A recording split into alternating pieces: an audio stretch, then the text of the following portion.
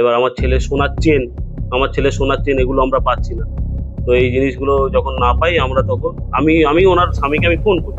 সকালে দেখলাম সামান্য বাসনপত্র আছে। এবার বাসনপত্রের জন্য তো আর কেউ তো থানা থেকে যাবে না, একটা বাসনপত্রের জন্য কি কেস করবো? এখন যেটা দেখতে পাচ্ছি নিউজ চ্যানেল বলছে এবং অনেক জায়গায় লিঙ্ক এতে সব দেখতে পাচ্ছি যে আমার বাবার নামে এরকম ভাবে বলছে। এখন চাইছি আমি যেটা সত্যি বিচারক, যেটা সত্যি সেটা সামনে ইয়ে হোক। কারণ আমার বাড়ি থেকে জিনিস চুরি করলো করে আমাদের নামে দুর্নাম দিয়ে চলে যাচ্ছে এত কিছু মিডিয়া টিডিয়া সমস্ত জায়গায়।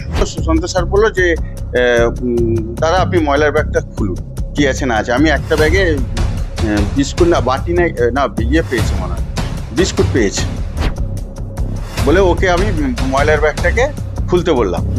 খুলতে দেখা গেল যে ওই লাল রঙের 2-3টে বাটি, কাপ প্লেট বাটি এরকম, আর খাতা আর বিস্কুট প্যাকেট, মোট 2টো ময়লার ব্যাগ থেকে এই 3টে জিনিস পাওয়া গেছে। যে ইনাদের স্যারের এই বাড়ির ব্যাপারে যত মেয়ে আমি দিয়েছি, কোনো মেয়ের কোনো কমপ্লেন বা কোনো এইসব ব্যাপারে কোনো মেইলি কেস বা কোনো কিছু কোনোদিন আমি শুনি। যেটা করেছে এটা কমপ্লেনটা ঠিক না।